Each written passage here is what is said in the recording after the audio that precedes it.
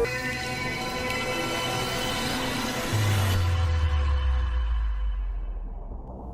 evening guys. Today's video guys, ituturo ko sa inyo kung paano mag-access ng ating remote desktop connection, i-restart natin or i-shutdown natin gamit ang ating local PC. So, ginagawa natin to kapag halimbawa ang nag-flash yung natin, hindi natin alam sa anong mga dahilan kung bakit siya nag-press o nag-hang yung remote desktop natin. So, ganito ang gagawin pag restart para hindi mo na siya kailangang puntahan pa or physically may gagawin doon para lang na-start ang ating remote. So, gagawin lang natin dito sa ating remote desktop computer. Lalo na kapag medyo nasa medyo malayo ka sa remote desktop natin, ganito ang gagawin. So, unang-una, dali lang, mag-login muna tayo sa ating smart retail. Tapos, dito guys sa search, so ang gamit natin na operating system ngayon is Windows 11. So, dito sa search, i-type mo lang yung CMD. Tapos, i-run mo as administrator. Ito, click mo yung run as administrator. Tapos, press mo ang yes. Tapos, ito na, mayroon na tayong CMD prompt. So, so, magbubukas ulit tayo ng isa pang CMD prompt para i-test natin ang ating remote desktop kung connected pa talaga siya sa ating unit, sa ating local PC. So, i-type mo ulit CMD, run as admin ulit, administrator. So, kailangan natin i-run as administrator para unlimited ang access natin sa mayroon tayong administrative rights. So, hindi tayo pwedeng magkakaroon ng mga error na kailangan ng administrator's right. So, ganoon ang gagawin. So, iset natin ang color. So, iset natin ang color sa ibang kulay para alam natin kung iba yung ginagawa sa kanila. So, i-type lang natin ang ping natin yung remote desktop natin. Yung local IP address niya is 192.168.1.222. -p.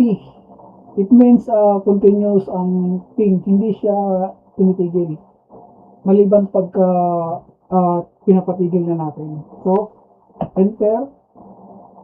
So, tingnan nyo guys, tingnan nyo sa screen, nag-ping siya ng remote desktop computer natin. Sa kabila wala pa tayong ginagawa. Kasi sa kabila dito tayo mag-run ng command sa paano natin i-restart ang PC natin. So, ibig sabihin nito sa ping natin guys, ibig sabihin nito accessible yung remote desktop computer natin.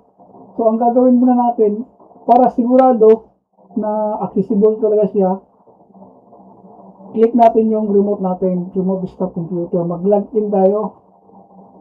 Yan, naka-login na tayo guys. So, ito na tayo sa remote desktop computer natin. Medyo may kabagalan kasi ang ganito dahil nga ang setup natin is wireless. So, gumagamit tayo ng wifi. Pero pag naka-LAN naman tayo, naka-LAN cable, medyo mabilis yun. So, ito guys, nandito na tayo sa ating remote desktop. Nandito na, kita na natin. Yun. So, ibig sabihin ito guys, accessible na at saka active ang ating remote desktop. Nandito na tayo sa ating remote. Pag-login muna tayo din dito para so, i-minimize muna natin to para makita natin yung ginagawa. So, nandito yung remote. Pakita natin ulit. Yung remote computer natin, ito yun. Minimize natin. Dito tayo sa ating local PC. i-type natin ang, dito sa kabilang prompt, sa assembly prompt, i-type natin ang keys shutdown.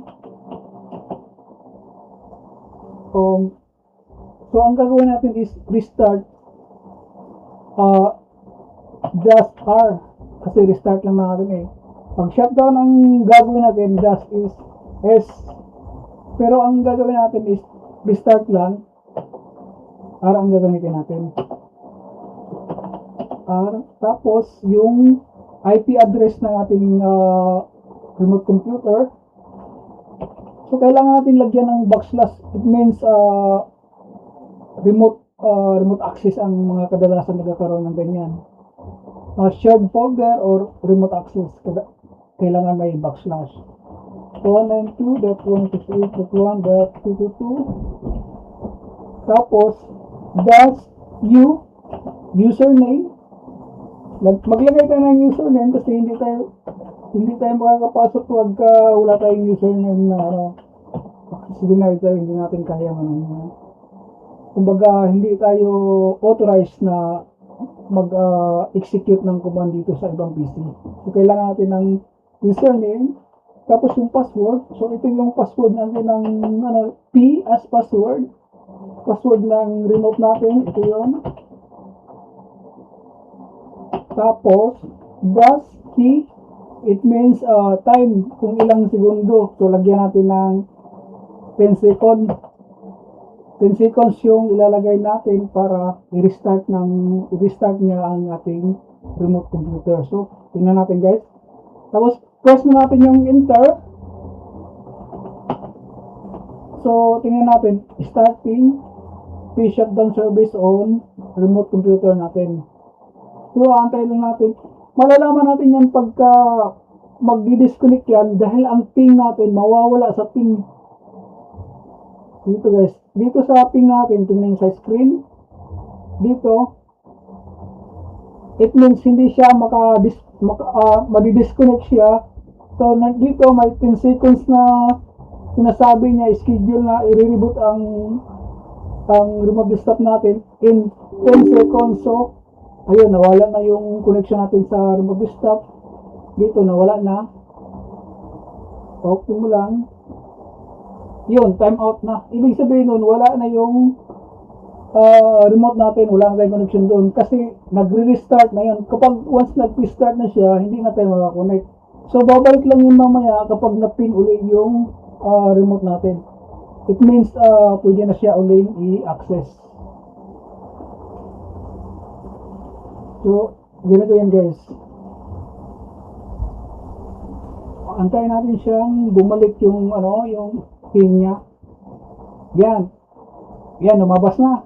It means accessible na yung remote computer natin. So, pwede na tayong mag-login ulit doon. So, ilagin natin. Mag-log tayo sa ating remote computer. Ito yun, Windows 11 Pro. Pasensya nyo na guys kasi medyo mabagal yung connection natin doon sa remote computer dahil wireless nga po tayo gamit natin. So nandito tayo, so naka-open ulit tayo, di ba?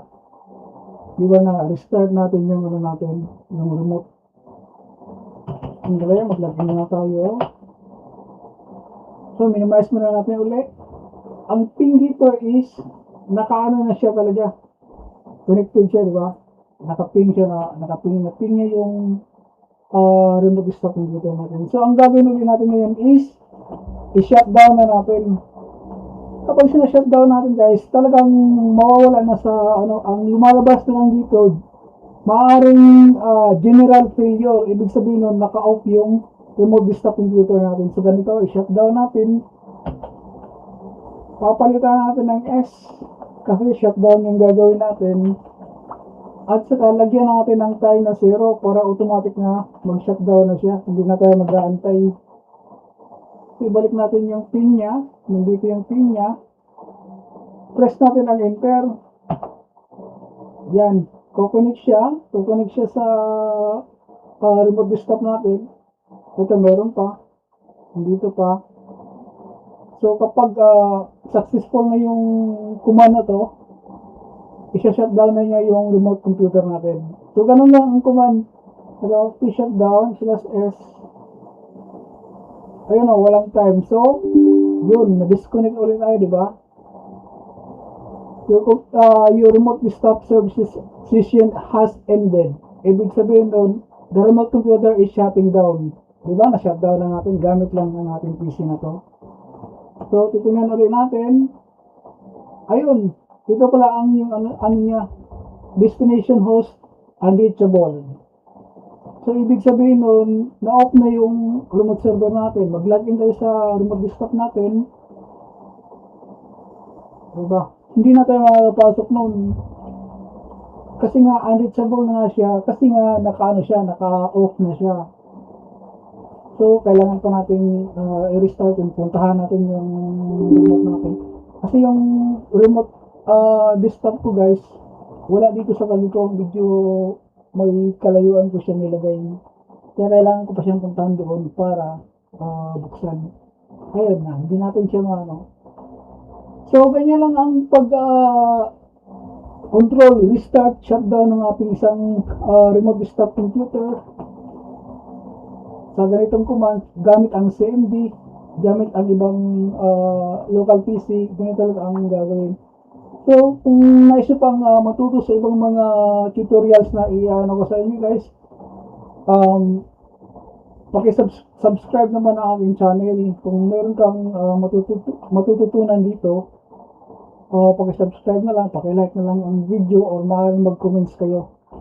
Maraming salamat sa inyong support guys. Thank you for watching. Peace out. Boom.